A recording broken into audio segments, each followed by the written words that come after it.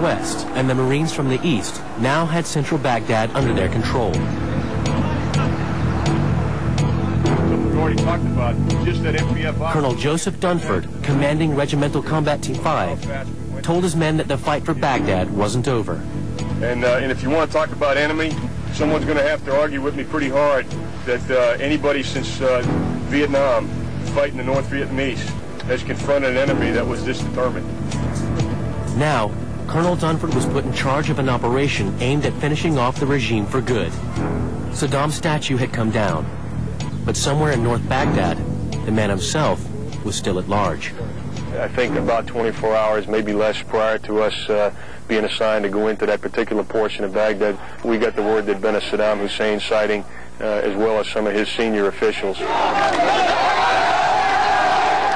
North Baghdad was still pretty much intact, and nobody had really attacked into it.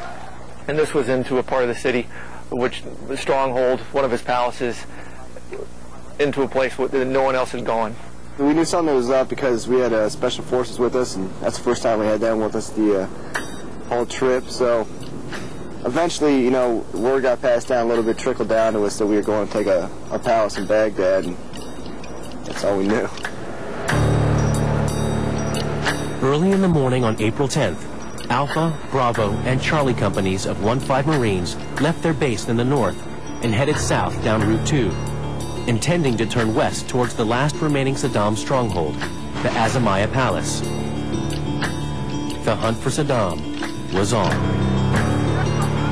We got to start using our combined arms and start using our aircraft and our artillery. When they did that, it felt like the earth was in like in the ocean for a few minutes.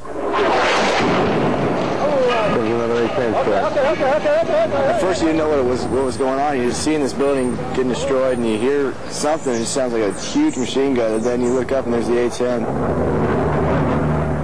I think everybody was screaming and yelling. It was motivating. Marines stormed the mosque to eliminate any remaining resistance. There's a huge courtyard, there's marble floors, and there's just elegant gardens everywhere. And then I look to the far side, and there's just a machine gun laying down there. I can hear explosions from inside, them using explosives to open the doors, gunfire, yelling, screaming. When we got there, it was just massive chandelier on the roof, there's huge doors, and there's a giant stairway going down. Someone else from my team went through, and he was searching around, and some carpets on the ground. He stepped on this guy. Scared the hell out of him. And we're trying to talk to this guy, and all he's saying is, America's great, down with Saddam, America's great, down with Saddam. And he's trying to kiss me on the cheek, and I'm trying to push him away.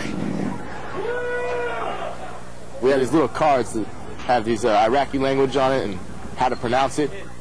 I said, tell everybody to come up from downstairs, and he said something in Arabic. Nothing happened. I said, tell them we won't harm them if they come up.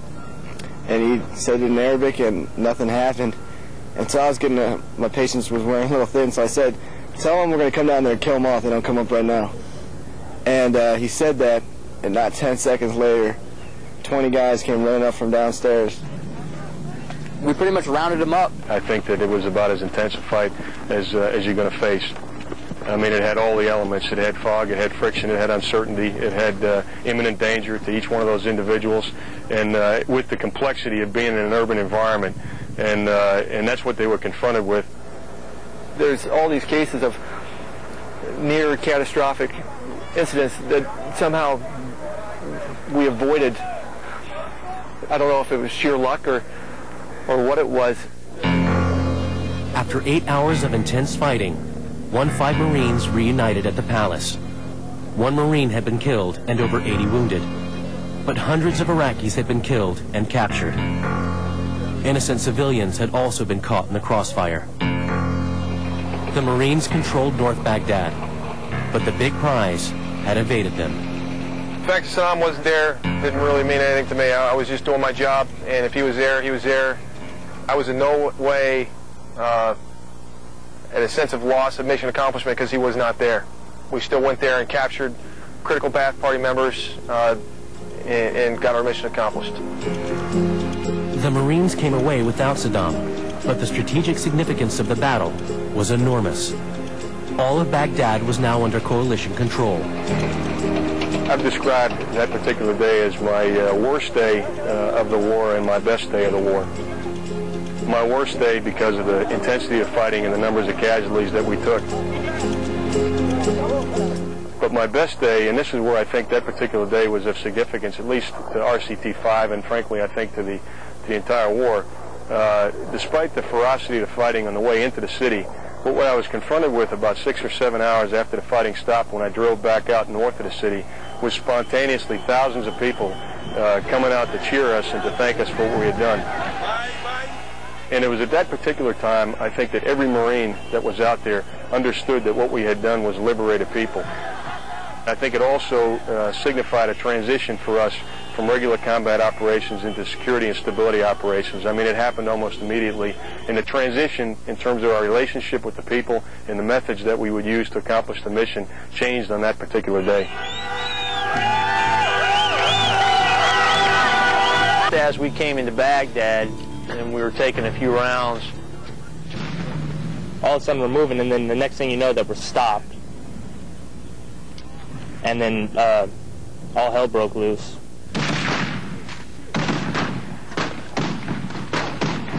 All of a sudden, RPG and heavy machine gun and medium machine gun fire erupted all around us. And we're just pretty much getting shot on from everywhere, from all directions, especially up top. Muzzle flashes, every building, every little bunker, RPGs hitting tracks left and right. There was just RPGs, bullets. You can hear the bullets whizzing right by your head, the RPGs flying right by your head, literally.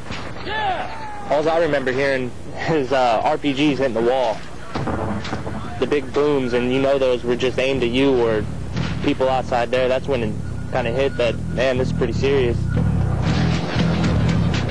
Not a single track in that convoy didn't get shot at with an RPG.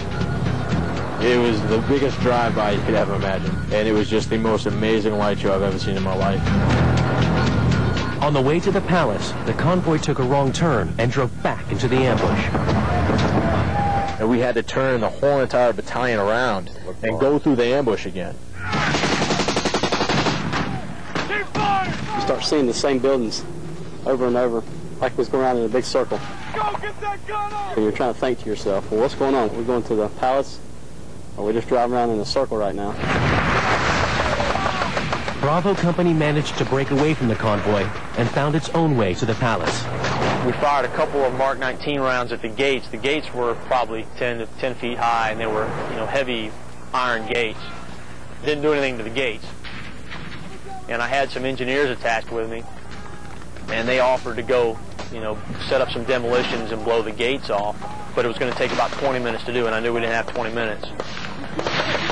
YXO jumped out of his track and was talking to the engineers and saw that there was an open, like a pedestrian gate off to one of the sides. He just went in there and saw that nobody was in the palace and came around and opened the gates for us. So that's how we ended up getting in there. Not necessarily the textbook example had a breach, but it worked for us. Marines from Bravo Company established a command base at the palace. They deployed sniper teams on the roof to watch for potential threats. And you've seen more and more civilian vehicles driving by, cars coming up. There was one specific time the shooter kept asking me as a spotter, hey, does that guy got anything? Does that guy got anything? Give me a reason. It just looked suspicious. There was a lot of car bombs going on and actually suicide bombers just walking up, and the next thing you know, boom, the guy's a red mist. As Charlie and Alpha arrived to join Bravo inside the palace, they got an urgent change of objective. The search for Saddam was heating up. He'd been sighted again at a nearby mosque. As the day went on, the intelligence was coming in that they were in a variety of different locations. And when we actually went in specifically to those locations where we thought Saddam Hussein and some of his senior leadership were. Charlie was sent to a nearby Ba'ath Party stronghold. Alpha to the neighboring Imam Mosque. When I was told that Saddam Hussein could potentially be our objective,